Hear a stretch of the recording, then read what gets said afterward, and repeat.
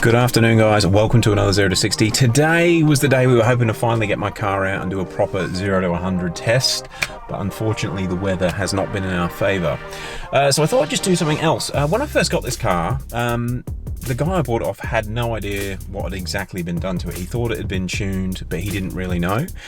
And I've seen a couple of people pop up on forums and they don't know, one, they don't know if they've got a JB4, they don't know what map the JB4 is running in, and they can't work out what back-end flash, or if they have a back-end flash, is running.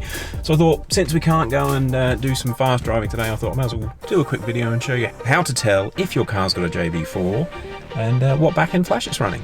Okay, so, and I guess I just want to touch on the reason this is becoming more of a common issue. These are getting quite cheap, these cars, and there's quite a few getting sold at auction.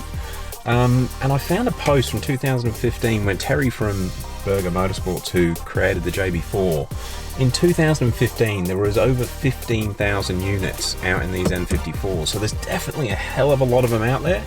And yeah, I guess there's a lot of people that don't realise. Anyway, to tell if your car has a JB4. Now, all JB4s, regardless of flashes or what settings have been done, you can do this and you'll be able to tell if it's there.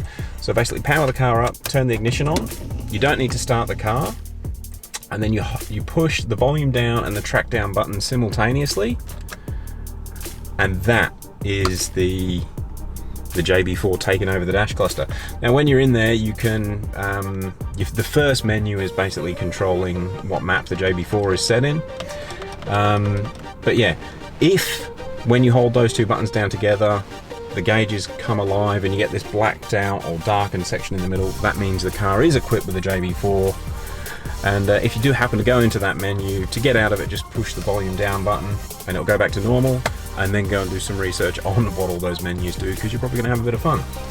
Now the second part is telling whether you've got a back-end flash. Now to do that, that is a little bit more in depth. Again, you don't need to start the car up, but you will need an Android device. And you'll also need, well, the way that I've done it, you can do it with a Beamer Geeks cable, but the way I did it was with MHD. So download the MHD Flash App, and I got one of these super cheap K and D CAN cables just from eBay or Amazon. I think it was about $20. Like, it really wasn't a lot of money, and that's been fine for reading this ECU. Yeah, so that goes onto your OBD2 connector, and something that was a bit of a pain in the backside with this Android phone, to enable the OTG cable, you actually have to turn it on before you connect anything. So I'll just enable OTG on this phone. So that is now enabled. Now I can plug the cable into the OBD2 port, which is just down on the floor there. And then when I connect it to the phone, MHD fires straight up.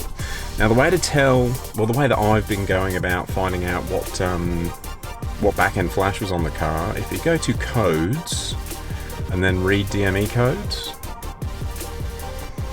you can see it's taken over. And I don't know if you noticed them, but the indicators flashing in the background was the JB4 being disabled. As soon as you plug something into the OBD2 port with the latest firmware from JB4, it actually disables the JB4. Okay, so once you've gone into the read the codes, and it is an N54, so there's always some nice shadow codes in there.